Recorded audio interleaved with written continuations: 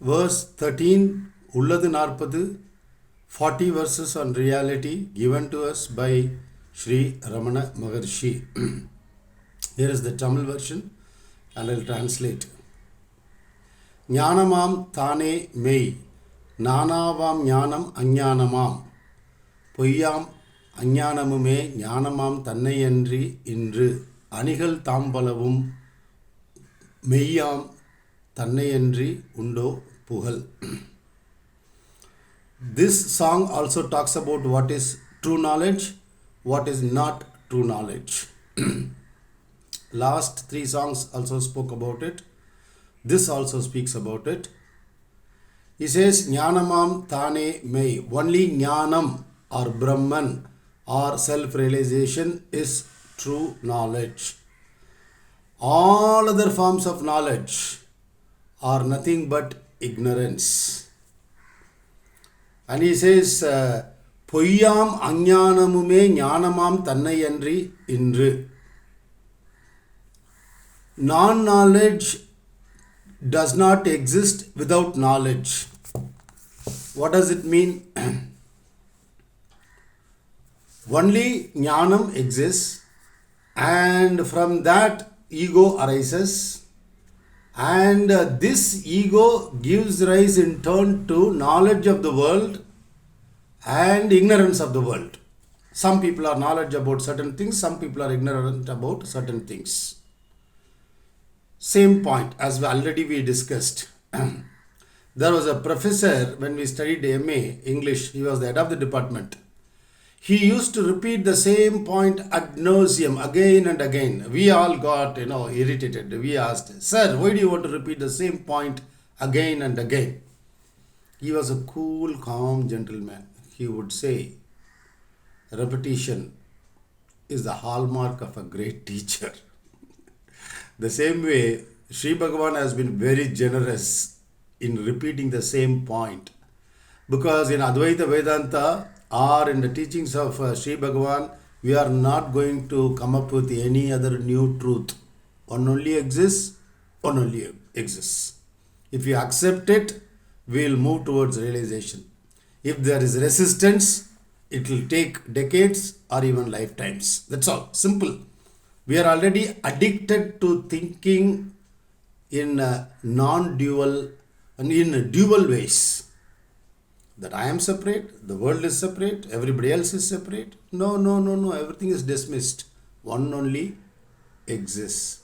Upon the rise of the ego, duality is born. I, me, you. First person, second person, third person, everything is born. If I is removed, one only exists. That is what? That is who? You. I. Everyone else. Even the mosquito, yeah. If the mosquito can remove its ego, sense of I, it will realize that it is Brahman. But it cannot, because the intellect is needed. Only human beings are capable of. So, even non-knowledge cannot exist, ignorance cannot exist without this true knowledge, which is Brahman. And again, one more epithet is added. That Poyyam Ajnanamam. Even the false non-knowledge. Non-knowledge itself is non-knowledge. And he says false non-knowledge cannot exist without this Brahman. And again he says, Anigal Tampalavum Meyyam Punnayandri Undo Pugal. All the ornaments called ear studs, necklaces, gold chain, bangles, etc., can they exist without the truth of the gold? As we have already seen, Vedanta uses such examples. The ornaments are names, forms and functions, but gold is one. So long as gold remains gold, nobody can wear it. It has to take a name, form and function. You call it a necklace, you give it a form necklace, then you can wear it. Women can wear it. But pure gold, no woman can wear it. Can they carry around a lump of gold in their hands? No. The same way, clay is one and Utensils or vessels made out of the clay are many, plates or pots, etc. And water is one, waves are many. Wood is one, furniture are many. Atma is one, and the multiplicity of forms found in the universe, they cannot exist, they do not exist in the nature of things without the substratum being present. And the substratum is Brahman, pure existence, pure consciousness, pure bliss. There was a garden made for children, and there was an elephant image, a huge one made of wood, and children had been playing there on the elephant, touching the ears, touching the tail, touching the legs. And the garden management decided to change the elephant. They wanted to make a bigger elephant out of wood, so they wanted to sell it off. The wood merchant comes there, and he just touches the elephant and says, "Oh, this is ordinary wood." Then children had been listening, and they asked, "You call this wood? Don't you know this is elephant?" And the merchant said, "Oh children, don't you know this is wood? This is not elephant." Just imaginary fight. And there was this small-time jeweler who had an intelligent son, like Sri Bhagavan. How Sri Bhagavan got enlightened at the age of 16. There was this boy, son, and the father tells, "Hey, son, go and open the almirah, the cupboard. And I have kept a necklace, gold necklace, get it." He goes, opens the almirah and comes and says, "Father, there is no such thing as necklace." "What are you saying? I kept it last night." "Okay, there are two gold bangles, big ones, get them." The boy again goes, opens the cupboard and comes back and says, "Father, there is no such thing as bangles." "Hey, what are you saying? What else do you find there?" He says, "Appa, only gold is there." "Father, only gold is there." I think this son is jnani. So, for them, for jnanis, one only exists. And there was this small-time businessman. He fell into hard times. He wanted to mortgage or pledge his golden idol of Lord Ganesha and the rat, which is his vehicle. So there were two pieces. He goes to the pawnbroker and says, "Sir, how much will you give per gram for the Ganesha gold?" He says, X amount. And he says, "How much will you give me for the gold per gram for this rat image?" He says the same amount.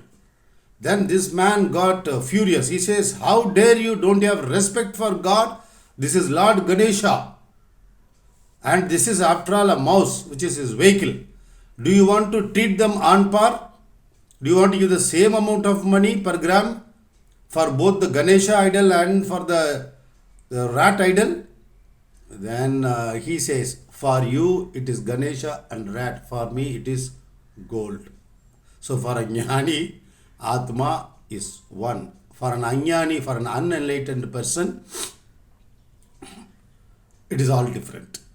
So long as the ego is there, the sense of identity of the body is there, I am an individual thought is there, multiplicity is there.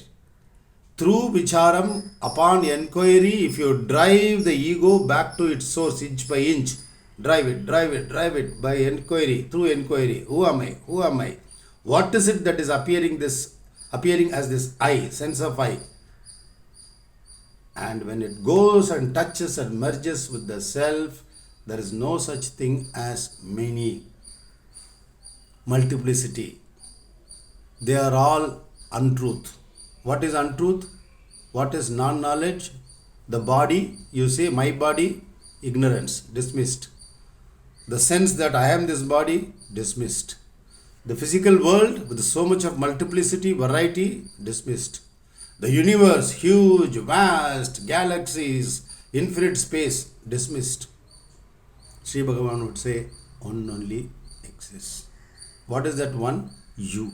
Which you? This body? No. There is something within this body and outside this body. It extends outside this body, and it extends to the extent of the universe, entire universe. It is inside and outside, yet it remains untouched. That is what we are. That is why, apart from the knowledge of the self, apart from the self itself, nothing exists. There is no question of ignorance, there is no question of knowledge.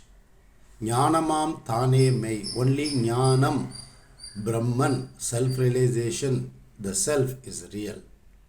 Nanavam jnanam ajnanamam. All other knowledge or ignorance, whatever you categorize it as, dismissed as ignorance. பொய்யாம் அஞ்ஞானமுமே ஞானமாம் தன்னை என்று. Without gold, can there be ornaments or absence of ornaments? No. Everything depends on this substratum. So, dismiss the question of knowledge, domain knowledge or absence of domain knowledge, knowledge of the body, absence of knowledge of the body. Dismiss. What is left is only Atma and Brahman. And Anigal Tampalabum மெய்யாம் பொன்னை என்று உண்டோ புகழ். Can the multiplicity of ornaments, variety of ornaments exist without the truth of the gold? No. So this is what we need to think about. First hear, Shravanam, then Mananam. Think about it again and again. Clear all our doubts. See, we are already strongly established in dualistic thinking. That I am there, everything else is there. First person is there, and hence second person, third person is there. Who is the cause, which is the root of this sense of individuality? It is the birth of the ego. I am this body sense. Upon vicharam, we can drive it back by inch. Again and again inquire, who am I? Am I this body? Who is saying I am this body? This I thought. Which is the birthplace of this I thought? What is it that is appearing as this I thought? Then finally it will go and merge and dissolve in its source. And when the ego dissolves, we remain pure existence, pure awareness and pure bliss. That is our ultimate nature. This is the very purpose of having taken this human birth, Sri Bhagavan says. You might say, the purpose of having taken this body is to enjoy life, to enjoy the varieties in the universe, to enjoy the body, to enjoy pleasures through the body. No. The only purpose, Sri Bhagavan says, Aduve sananamaindadan peram, he says. That is the only purpose of having taken this human birth. What is that purpose? Liberate, be done with this cycle of birth and death, he says. That is the only purpose. Oh, is not life on this planet enjoyable? It is up to you. If you think it is a matter of enjoyment, go on. Because without one resting in one's own true nature, we can never be in peace. We can never find 100% satisfaction. When you throw a stone into the sky, it will not rest until it comes and touches down the ground from where it emanated. Birds fly around everywhere in the sky, he says, but they are not settled. Until they come back and settle and roost in their branch, they will not be satisfied. So the jiva, individual human being, until he finds his true nature and rests there and he remains as his true nature, he will not find peace. Let any number of births pass, it doesn't matter. Let us think about it.